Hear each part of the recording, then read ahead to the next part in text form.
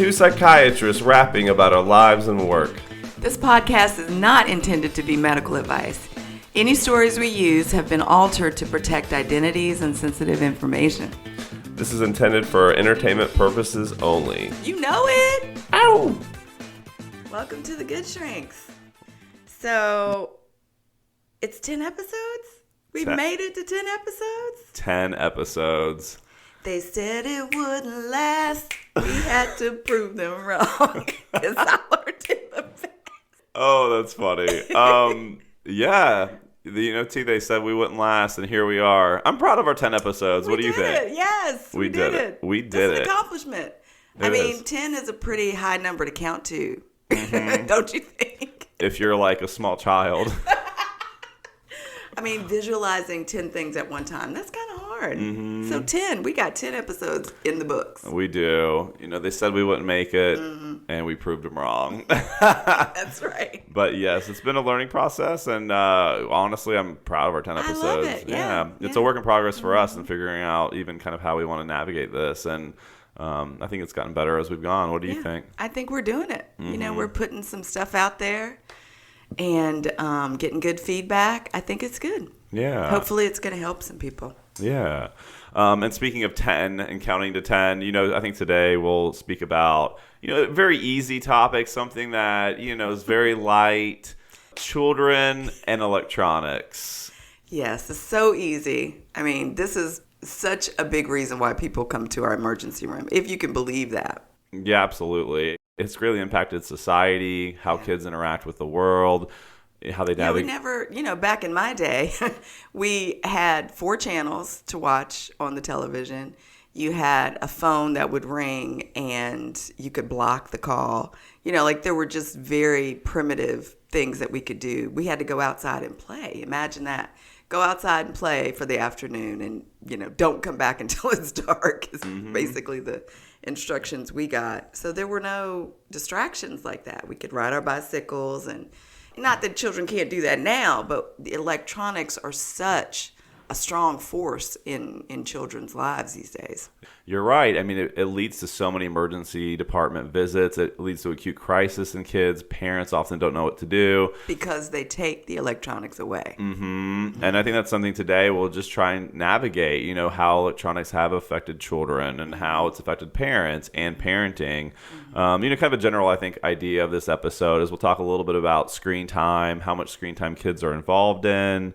We'll talk about why screen time matters in children, how screen time can affect children, how screen time is used as punishment, and maybe just some anecdotes of things that we've experienced working. Sounds good. So, T, kind of looking at facts about screen time, if you were to guess an 8 to 10-year-old, guess how much screen time they average a day? 8 hours. Close. That's not bad. It's a standard work day. Right. A little bit less. It's 6 hours for an 8 to 10-year-old. Wow. What do you think about for an 11 to 14-year-old? Oh, now that's at least 10. 8 to 10. You're on point. 9 hours. Yeah. That's on point, T. Yeah. Well, I have a 13-year-old. I thought about that as well. I think if you feel comfortable with that, we should kind of use that because you have a child who's kind of in the throes of being this whole thing. And it is very, my child is manageable. She will tell, you can tell her to do things and she will do them. That phone time, I mean, she carries that thing around with her everywhere. She is always on call, basically. Aww. Somebody is calling her or texting her and she's like, why is she calling me? Oh, let me see what she wants. It's like they're reporting to each other these different things, like, oh, some so-and-so got their test result back, or so-and-so is picking this nail color when they're at the salon. They're just doing sort of checks on each other. And they're playing games together sometimes, and I can overhear what they're talking about. It's hilarious and so innocent still. But we definitely see a range of behaviors from things like that, just checking in with your friends, to being showing gratuitous pictures of themselves online. So we just see the whole range. Kind of when you're speaking there, like interconnectedness is such a thing, right? Like those kids are always connected with each other. There's no disconnect. It's FOMO. it's always constant Yeah. involvement. And That's fear of missing out. Mama learned and the that. kids have it to the extreme nowadays. To the extreme. I mean, I get FOMO if I miss a concert, but these kids get FOMO if they don't get a text message, all right? Right. We'll talk about, like, why is that such gravity for these kids? Like, it's a text message, you know? And one other thing, so 15 to 18-year-olds are a little bit less than the 14-year-olds. So it's about 7.5 hours a day. But regardless, this is a standard business day. Yes. This is so much time they spend in front of a So screen. much. And there's a number of studies we kind of looked at, and they're kind of piecemealed, and there are different results and conclusions from them. But really, multiple studies have shown that, excessive screen time in kids is linked to emotional dysregulation, depression, frustration, anger, and can cause behavioral issues. Some of the ideas behind that are that these behavioral issues arise when there's just less interaction with family and friends. There's less interaction with and engaging with topics such as arts and crafts or other activities. It affects their sleep. And they're just less physically active, right? So it impacts their mood. Yes. All those things. Just kind of thinking, like, when you mentioned kind of being a child and being out playing, I mean, even for me, the neighborhood got together and we would rollerblade and play hockey. And, like, you drive through neighborhoods now and you don't see, it's a ghost town. You do not see a single kid outside. Yeah, there have been so many cultural changes, over the last 10, 20, 30 years. It used to be that you could, I walked back and forth to my school. Now kids are on buses or they're being driven by their parents or, they don't have that natural just walking. Like, people are not walking anymore. They're getting in the car and they're going. And what are they doing in the car? They're looking at their phones. It's like it's a substitute for interacting with the natural world. It's this whole inner life that these kids have. And it's so important to them. It's like their connection to the world.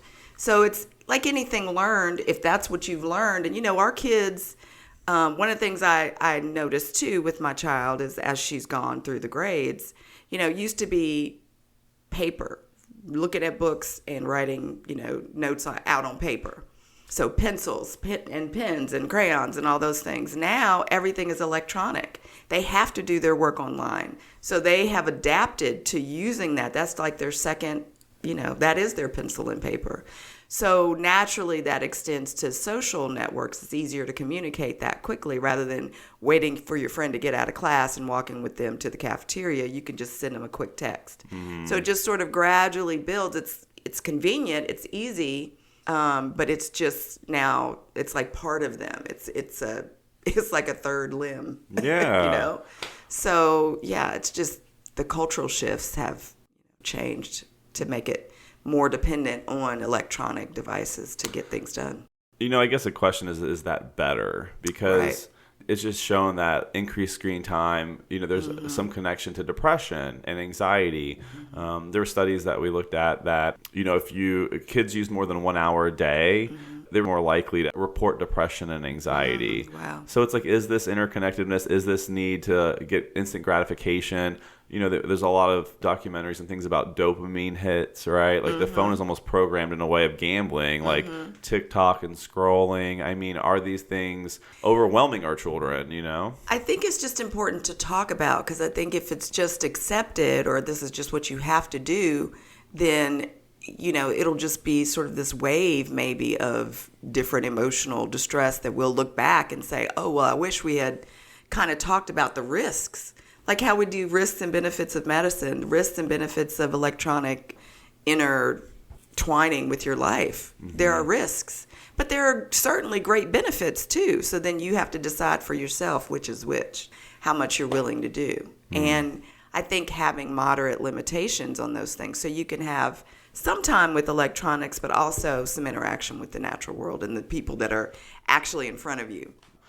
Yeah, I agree. I mean, really, that's when you kind of form your social competency and how you interact with others, your relatability. It really forms from in-person interaction. Like, you really don't get that so much from the screen. And that's kind of what a lot of studies are showing. If you spend less time with your parents and your friends, then when it comes to, relatability and expressing your emotions, you're stunted. It's hard. It's harder, yeah. And you see, I think I see this in the acute crisis setting. You see a lot of older kids that still tantrum or act out.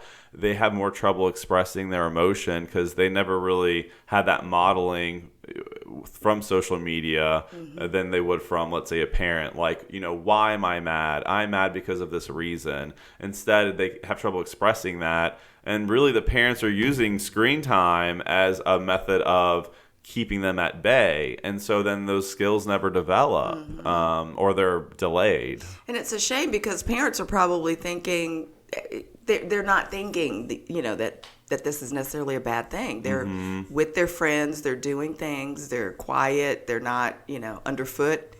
But yeah, the risks are that it can stunt their emotional growth and make it harder for them to interact in real time to situations. When you're doing a text, you're sort of just instantly putting these things. But if you can stop and actually think through what am I feeling and then respond to things, I think it can make a world of difference. Some of the things that we looked at, executive functioning, right? Like your ability to kind of process your environment, adapt to situations, is something that really does form at a critical point between the ages of 2 and 5. And so now with social media, electronics being used at a younger age, it's kind of affecting that frontal lobe development. Yeah. And like you're saying, then it leads to more emotional reactivity when there's a stressor. And I think sometimes we're seeing that at schools now. There's sort of a notion from teachers that there's too many electronics even being used in the classroom. Like it's affecting how kids learn. And it's different reading on a computer or your phone versus having a hardback book and opening and turning the pages. Giving yourself time to sort of dive into that world that you're reading about. If you're reading it on the screen, with those backlights, it's not the same experience. You bring up a really good point about that. I agree. Sitting there with highlighters in a book with in-depth reading is vastly different. You attain knowledge in a much more in-depth way. With social media or electronics in general, even as an adult, when I skim things on my phone... It's just more boring. You're just reading, I don't know, that light on the phone just makes it not as, I don't know, satisfying to me. Yeah, mainly because you skim, right? You don't really read in depth, and it's easy to move on to the next topic. When that happens, kids don't really learn. They're not engrossed in the material. And so, I don't know, what are your perspectives? And maybe since you have a teenage daughter, do you feel does that impact her learning at school? Yeah, I think she's doing really well in school, but I think that some of the notes that I've gotten back from teachers about the details, she'll know what the topic is, if she's, reading a book or whatever, she can answer questions about what she's reading, but the detail, what the story is really about, the metaphor, the underlying, she's still kind of, she struggles with that. Do you think that's a more of a, I know it's hard to probably say, but more of a universal thing with her peer group? I don't know. I hadn't really taken a poll. That's a good question. She's with a group of kids that are all doing pretty well. So, okay. And they, what they do differently is, so they quiz each other. They talk to each other. Part of their conversation in the evenings when they come home from school is picking a class, a topic, and then going through and studying together and asking each other questions, sometimes the same question over and over again to make sure that they really understand it. They'll ask it in a different way. It's really cool, to listen to them study. I don't know that I'm hopeful that, kids are finding a way to study together, but I don't know. Again, the benefit is they can do that, right then in the same time. They can study together and look at their notes and everything else. Versus one parent having to go pick up all the kids and get them in one place and study together and then take them home. There definitely are advantages. So yeah, I don't know, your original question, I don't know if it's a universal thing, but I agree that it's different. The learning is different than it used to be with books. I guess we'll kind of see. It's still kind of early, right? In some sense, at least generationally, with the use of technology.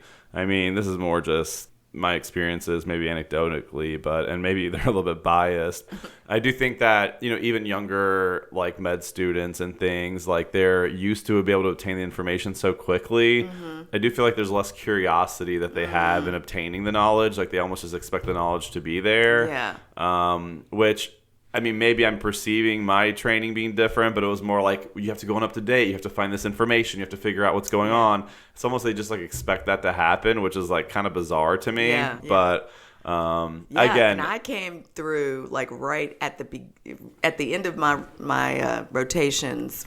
The email system was just starting up.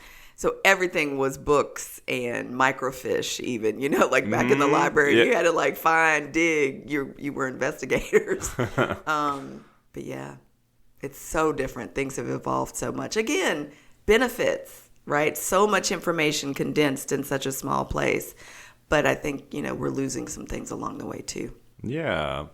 Kind of looking at screen time and why it matters. I mean, we kind of brought up the executive functioning, right? The frontal lobe being affected at a young age. There were some longitudinal studies that have been done, and they kind of looked at executive functioning and emotional reactivity and the amount of screen time. And really it found that really temperamental young boys were most affected and were given more screen time than other peer groups and genders. And I wonder if maybe that is just a component of the parents were using the screen to reduce their temperament, or if their temperament is more likely to cause them to go to social media and screen time. Does that make sense? Yeah. Like, were they temperamental before the study? That's kind of what they were saying in the studies. They're a more temperamental peer group. Yeah. Yeah. So they were already.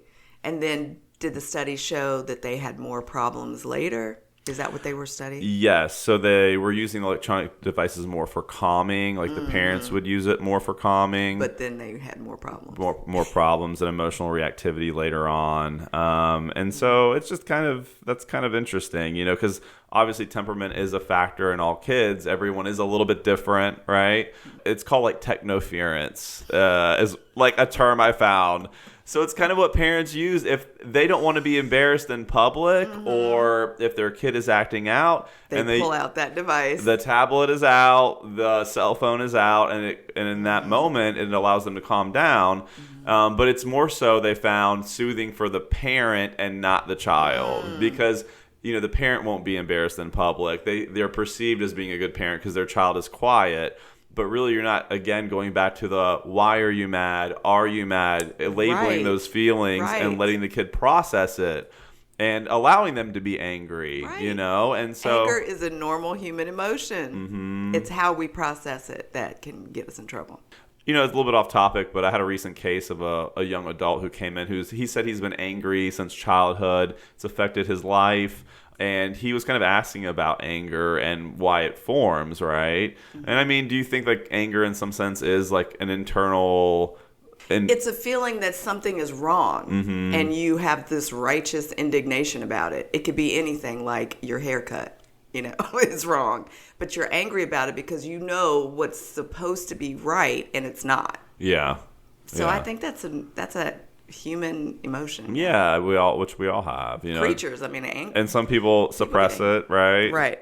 Pathologically so. Because it's not really acceptable in society to have an anger outburst. No. It makes other people uncomfortable. So that's why we try to hush it up or keep it down. But you need to express it. But unfortunately, there are sort of pressures in society to suppress anger. Because, you also don't want to endanger anyone. No. That's also something that needs to be avoided. But you need to express when things don't feel right and you're upset about it. Yeah, obviously, like, you don't want to have a negative consequence of ending up physically harming somebody, or sometimes overly expressing and not thinking, clearly. And you can be angry without shouting. Anger, the actual feeling, is normal. It's how we express it. Like, do we get a knife, because we're so angry? Do we punch, the tree outside because we're so angry? Do we go and threaten our neighbor because we're so... So how we express the anger is where we can modify things. But the anger itself, I think, is just... It may be wrong, right? Yeah. You might be angry and find out that you didn't need to be angry because the thing didn't happen. but the anger itself has to be acknowledged. Yeah. I think that's a good point. Sometimes some of these patients that come in that we see, whether it's them or a family member, I mean, they pull out the knife because they're angry. You know, they don't have really intent to use it, right? But sometimes these parents act like their kids are going to go full Kill Bill, you know, and it just like go. Anytime a weapon is introduced that's into the fray, very, very true. Anything could go wrong. Like you didn't have an intention, but as your mom is reaching to get it from you, someone could get hurt. Yes. Yeah, no. So, yeah. Well, I don't want to reduce the gravity of a weapon being pulled out, but I think sometimes the intent is lost. You know, it's like they're angry about something specific, and it goes more so to being worried about the danger of the weapon, and I get that. But then the conversation becomes about the weapon, and then the primary concern is never addressed. Right, and that is the thing that I try to get across to the kids and the adults that we see is you have the anger, express the anger, but once you start doing things like saying you're suicidal or threatening a homicide and grabbing a weapon, everything is out the window. Now, the issue that you were upset with, nobody cares because you're threatening people. You got a gun, you got a knife, we have to deal with that now. So at least, and especially if you don't mean it, especially if you're saying that because you're angry and you want somebody to realize how angry you are, but you're not actually suicidal. Yeah. Don't use words that you don't mean. Say I'm angry. Don't say I'm suicidal because then it's two separate conversations. Yeah. And you never get why you were upset to begin with addressed. So it doesn't serve you. It gets a whole bunch of people involved maybe that didn't need to get involved.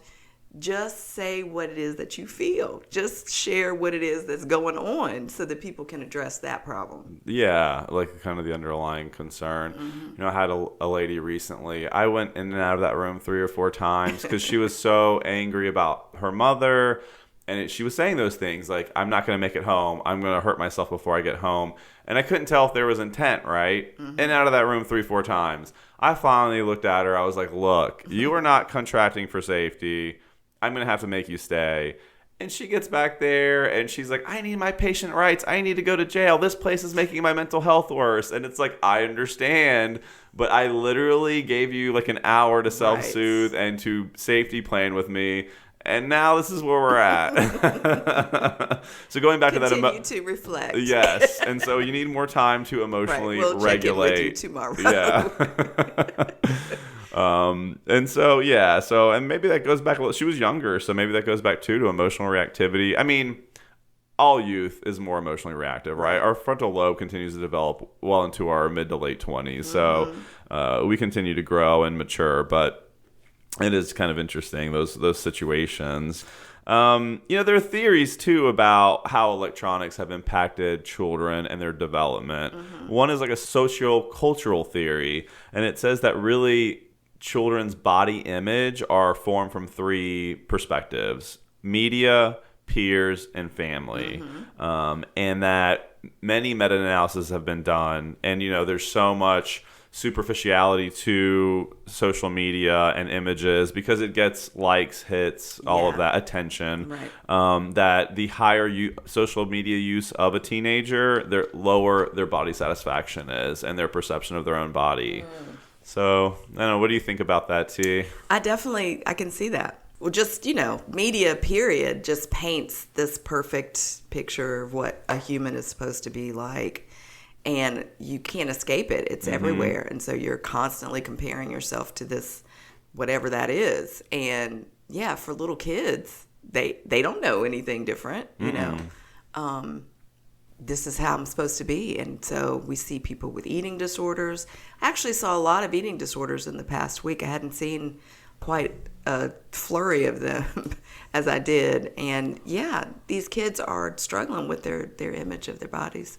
And, it's just more and more. Anyway. Yeah. But if it's always in your face, like with the social media things, yeah.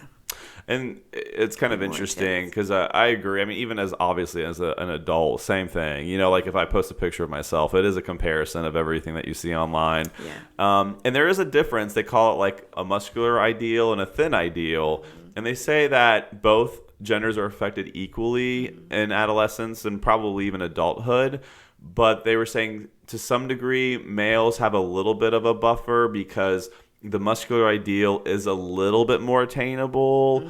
As adolescents go through puberty, they naturally become more muscular, and it's a little, I don't want to say it's completely protective, but the thin ideal for women is impossible to obtain, right? Like, I mean, and not even real. A lot of times these are airbrushed pictures that are being presented. Yes. And So they're not really even realistic human bodies yeah. that are being pushed up as this is the ideal. And really both ideals are unattainable, right? I mean, there's probably medications involved. I mean, strenuous workouts, Surgery, very unhealthfoolery habits. Dolphin blood. Yes. Rituals. I mean, literally, seances, Right. All kinds of tomfoolery going on there. So, and again, back to the editing. So you're looking at unrealistic, unattainable ideals. But that was interesting that some of the studies kind of show that. But they did say that both genders are affected in adolescence. Well, adolescence is such a tough time because you're trying to figure out who you are in the world. What's your purpose? What's your place? I do see a lot of that with kids coming in. There's just this angst. What's the point? Like, that question has been asked to me so much. What is the point? Why do I need to go to college, to have a job, to have a, ho-hum career, just to die? What's the point? I see that all the time, that question. Mm-hmm. What's your answer? Like, what were you referring to? So what's the point of living? Yeah. What's the point of living? Like, why'd you go through all this stuff? Because they're trying to figure out who you are as a person. So you do experiments. Now, this is all subconscious. Mm-hmm. But you try to be this person for a little while. How does that go? Oh, you try to be this person for a little while. I fit in a little bit more with this crowd, so maybe I go with this crowd. But they're doing a couple things I don't like, so let me just try to be this person. So they're trying to be different people in different scenarios, how they are with their teachers, how they are with their peers, how they are with their parents, how they are at church or at synagogue, or, what they're trying to figure out who they are. That's a tough thing to do. Yeah. I mean, we do it for all of our lives, but especially in adolescence, it starts to become important who you are. They start doing those cliques, these little hierarchies of who's the jock, who's the, talented person, who's the smart person, who's the band member. You start to be in these categories, and kids are trying to figure out where they fit in all these things. So when you have all of this media in your face telling you what to be or what you should be, it's even just more pressure. Figure out what your strengths are. What are you good at? What do you want to do with your life? And then make a plan to go towards that in that direction. And that goal. So if you want to be a plumber, figure out what do plumbers do, and go in that direction. If you want to be a singer, figure out what singers do. Like, you start to figure out for yourself what you want and what is integrity. That's another thing that, I've had some conversations with some kids about. Integrity, being a person who does what they say they're going to do. Being a person who believes in what they say they believe in, and not wavering from that. So knowing what your values are, what are you interested in, what do you want to see in this world? Mm-hmm. What can you move towards, to make that come true? Those are all great things that the kids can think about, or, kind of as they get in these conversations with the other kids, what are these kids talking about? Does that line up with your values? And if not, ask questions. It's okay to ask questions of people. It doesn't mean you're accusing anybody of anything. Why do you believe that? Well, why do you think that? I think that's true. I think so. To kind of bring social media into this with jobs and things that kids may enjoy doing, I think the issue is social media kind of glamorizes everything. And, they don't want to just be a plumber. They want to be, the plumber that's overseeing 5,000 employees and is living with a Maserati. And, they're so inundated with, like, these messages of success. Mm-hmm. And really, even TikTok stars, you have, like, 100 probably that are making significant amounts of money. But, like, everyone's going to be a TikTok star, And so it's almost like kind of the realistic jobs, the trades, the things that will provide them a good life are just sort of like swept under the rug because so many glamorous things that are seen on social media. So I think it causes a depression in these kids when they're like, well, I don't want to work a 9 to 5. I don't want to just sit in an office, because their whole life they've experienced like a glamorized version of it. That is such a good point. And I think that does click in with that whole why they come in and say, well, what is the point? Mm-hmm. They have missed that whole what is the point of life? If I can't be that rock star, then why live? I even have, I don't want to call anyone out, but maybe friends or family friends where they've really pushed their children to be, let's say, I'll keep it generic, like a movie star or a sports pro. And it's like, there are so few people that make it to that level. Like, what is your plan B? Because then you will flounder, They're like, what is going to be an alternate goal? And sometimes parents don't do a good job of being realistic with their kids. Some do, it's like, look, you might just be cutting hair and you're going to make a good living and you're going to love your life and find other hobbies, It doesn't mean you have to be Jennifer Aniston's hairstylist, Yes. So, I don't know. Maybe I'm like over-focused on it, but I think people want to be perceived as glamorous and, they want to have that lifestyle. And I get it. Like, yeah. who doesn't? Who doesn't? Yeah. But I think like social media, it needs to kind of bring people back down to earth to some degree, Mm-hmm. Again, back to values, right? Yeah. Is that your value? Is that your measure of success? A glamorous person, or is your measure of success something else, like living a well-connected life with people that matter to you and that you're working for or working with? You just have to, I think, just re-examine your values all the time, and sometimes kids aren't really equipped to do that. Because no matter what They you get do, swept up. no matter what you do, right? There's a 10,000 hour rule. You have to become proficient, and it takes time, patience, perseverance. Mm-hmm. And this instant gratification of online is just like, it's so unrealistic. It makes me eye roll. Like, I do it too. I go online, I laugh at stupid stuff. Mm-hmm. Like, it's entertaining, but it's like, what is going to provide you fulfillment? Because after that 5-second dopamine hit, like, what does it really give you? Back to the grind. Yeah, you're back to reality. Back to reality. Back to life. Back to reality. When did we become this singing psychiatrist? Oh, that should have been our name.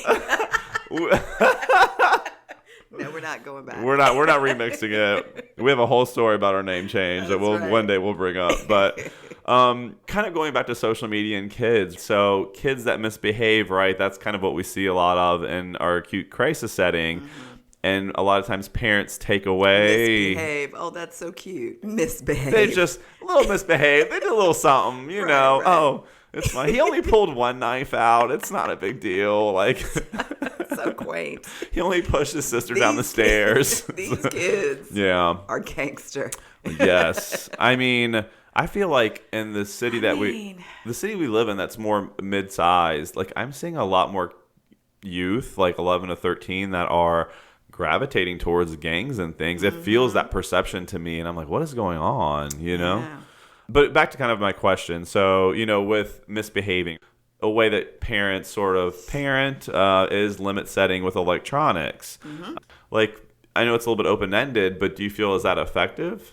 To use electronics as a form of punishment? Yeah, to take away electronics. This is what they're doing. Mm-hmm. But, I think it is, any limit is effective, or I would say has use when you explain up front what the expectation is, you explain what the limitations are and what the consequences are if you go over those limits. And then if they do any of those things, you've given them information, you've told them what's going to happen, and they've chosen to do it anyway, then I think it's fine. Okay. Yeah, I mean, I agree that parents have to be able to set limits. Willy-nilly taking things away, it makes it difficult. I mean, you still, as the parent, have the right to do whatever. That's your property. Yeah. But I think it helps when you explain more, because that's teaching them that there are consequences in life for things. Yeah. Things that you want, things that you want to do. You may not be able to do all these things. And if you do them anyway, there's a consequence. That's a very important lesson for kids to learn. Yes. Otherwise, they just go through life thinking they can have whatever they want, and then are shocked when somebody doesn't give it to them. Yeah. It's just a really simple lesson that, that you can teach. So it's not a punishment, it's a consequence. Mm-hmm. Like, punishment sort of implies you're inflicting harm. But this is actually a choice that the child made. So this is on them. Yeah. Keep ownership on the child. Right. You have made it clear what the limits are, and they've chosen to do otherwise. And we see that all the time when kids say, "Oh, my parent took my cell phone away. It's mine." It's Let me see the bill. Yeah. Do you pay the bill? That's right. Yeah, I agree. I think that's a good point. Oftentimes when teenagers do have a consequence and cell phones are taken away, in psychology we often think that like negative reinforcement is not as significant as positive reinforcement, right? So let's say a child is following the rules. His game system time is over at 9:30. He follows that rule. So then, in a way, it's like maybe then the next night the parents will let an extra 15 minutes, right? So that's like positive reinforcement, and we'll reinforce that positive behavior. Sometimes like negative reinforcement, taking something away, sometimes will obviously have an impact on the parent-child relationship, right?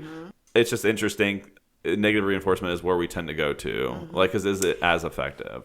I also will tell parents to just kind of ride it out if they can. Now, by the time they're coming to the emergency room, some of this stuff is not, we're past that. But for parents that are just listening and are kind of struggling with it, ride out the tantrum, because that's actually their job, is to see how much they can get away with. That's sort of like that subconscious thing that they're doing. They're trying to figure out, how far do I push to still get what I want? So you holding the line is actually helping them know that there's a boundary that cannot be crossed.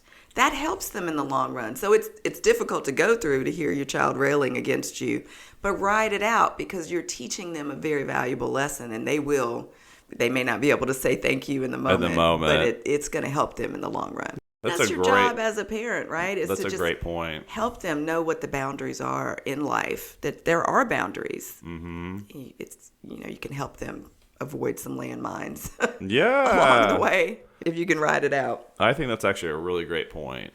So in a sense, great parenting, because sometimes... Would my daughter agree? We'll see. We'll see in about 10 years. I think a lot of times the parents that we see right in the acute crisis setting, they have not set a defined line, right? And so kids have kind of gotten away with more, and then it's much harder to kind of pull that line back later on. It's so hard to say no to your kids. Yeah. But again, as a parent, that's our job, is to keep them safe. And that's emotionally safe too. Yeah. So helping them develop and accept no. That's another thing that you're teaching them, is to accept not getting what you want. That's important to know how to do in life. I do agree, though, that, that's sometimes things that little bits of information that we do give parents. It's like, have a charging station downstairs. Have the cell phone placed in a community area. Do not allow the child to have their cell phone in their room, so they're not staying up till 2 o'clock in the morning. If they do try to obtain their cell phone, then the cell phone is taken away. And then even things like apps or ways to disconnect Wi-Fi at a certain time. Ways to sort of limit that access late at night. I need to write these down. I mean, have the technology work for you, I mean, now there's so many things that honestly I don't even know that parents can obtain to kind of even, look at information that children have on their cell phones, how they're accessing their cell phones, when they can access their cell phones. So I think those are big things too, just set those limits, because again, as a child, even as an adult, it's hard to regulate your screen time. And kids lose track of time. They may not realize, like, oh, I've been on the phone for 2 hours. Right. It's like they need a little bit of help. None of that. Yeah, and it's not going to help to really just lash out at them about it. It's like just reminders. 1 hour left. T minus 30. Put the phone down. Tell Brenda goodbye. You're done. Brenda's done for the night. See you tomorrow in class. Yeah. But I found like this anecdote online. I just want to get your perspective. This is like a teenager's perspective about cell phones being taken away. Maybe a little bit long, but I just think it's interesting and hear your perspective on it, okay? See, so we look at all sides. All sides, even the teenagers. So it says, coming from a child myself, I speak for every other child out there. It never works out in the long run. I wish you guys could see the body language. The head twist. The situation varies, of course, but taking our phone simply to make yourself feel better without ever considering alternate options to disciplining us will only negatively impact us. Trust me, my phone has been taken away numerous times. It does not help with discipline. It sure does make your kids despise you. At least in my case, having my phone taken away absolutely sucks. Not one parent has thought about why I am so attached to my phone. They never consider the stress of online school, the pandemic, not being able to talk to your friends, each day getting more and more repetitive. Everyone has their own reasons, but my phone allows me to connect with people that understand me and relieves me from my stress and anxiety. The phone is not the problem in most cases. Speak to your kids, please. Ask them if they have anything they want to get off their chest and to talk to you about.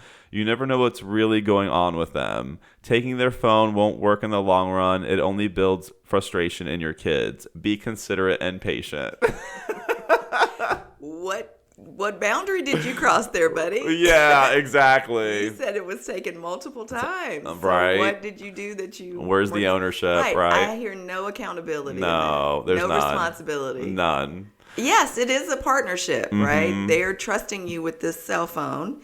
And then, therefore, you have to do some things to kind of toe the line. And I think that's one reason I brought that up, too, and I'm glad you brought up the accountability, is I think sometimes parents expect their children to take more accountability than they do. And so it does create that imbalance, and the parents become really frustrated, you know? But, I mean, I guess that's why parenting is hard. It is. It is. But it's so rewarding, too. Yeah. When you watch these little souls develop into these people. I mean, she was a baby and now she's a person. Aww. It's crazy. It's wild. I know. It's beautiful, though. One other thing about, like, maybe with social media and your daughter. So, you know, she's kind of at a young teenage period. And so there is a lot of, like, doom and gloom on the internet. You know, you hear about global warming. You hear about every crisis going on in the world. It's like they get no reprieve.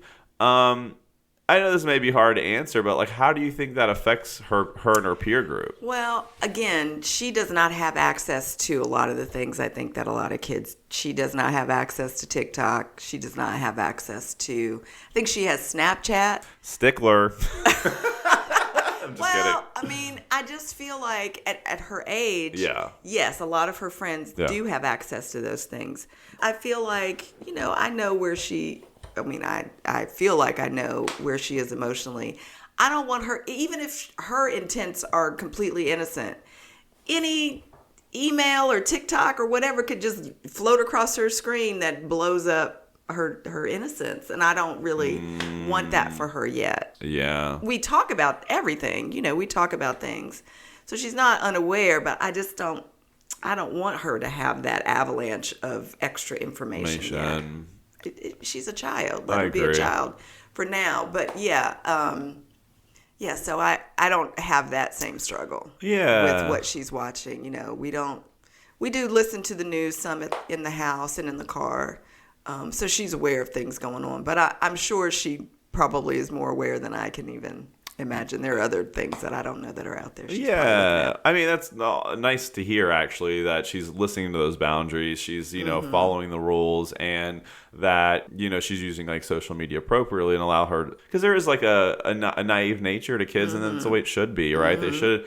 You don't want to completely shelter them, but you also don't want to overexpose them. Right, and I want her to come and ask me questions. Yeah. If she thinks she knows it all, why would she ever ask me a question? And not to sort of flip this in a different way, but, you know, the kids that we see in acute crisis centers, like, a lot of them have been so overexposed, speaking to older adults, getting themselves into either sex trafficking or inappropriate places. I mean, sending inappropriate photos of themselves online. And guess what? Like, they can be charged for child pornography, the child. Like, they don't even realize that. And there can be a lot of disruption online, you know, and we see that on a day-to-day. Yes. Well, I'm really glad to hear that for most cases, you know, and those rules are listened to and applied. Because I think sometimes we, like, almost lose perspective where we work, you know? Yes. I'm so grateful every day that... I mean, really, at any time, we could be one of those patients that we're talking to. Yeah. Anything could happen to throw us off. Are you saying I have nudes online? Yes, clearly that's exactly what I said. I was just trying to find a way to ask you. That's funny. You got to think, like, in 20, 30 years, when someone runs for president, there's like a 90% chance that there are going to be nudes leaked of that person. Oh, my goodness. If you really think about it, Yeah. I mean... Well, thank goodness. Yeah. The ones that are up for election No. are way beyond that opportunity. Yeah, that's, Don't wanna you see know, any of they, those. no, they, yeah, I think they're a I little mean, I guess Biden is kind of cute. Is this where we are with politics? Biden is kind of cute. Oh my I mean, God. it's these unrealistic expectations. Yeah. Right? Okay. You know. Yeah. It's what Biden puts out there. Biden is Bidening. Let him. But Woo. yeah. So On that note. Yeah. On that note. Well, I'm glad we got to talk about this. I think there's a few other things about electronics and kids. Maybe we can go in more in depth. Maybe from like an acute crisis standpoint. But I think this is a good overview. Mm-hmm. And I enjoy the conversation. Yeah, so it's good. Cool. Yeah, it's a stressful, dealing with parents who are dealing with children that are difficult to deal with. Yeah. It can be very stressful. So, So I was thinking in my mind, like maybe we can do an episode on like oppositional defiant disorder and electronics, because that could be a whole hour. Yeah. Like so. Mm-hmm. Okay. Conduct disorder. Mm-hmm. All right, T. All right. See you next time. All right. Bye. Bye.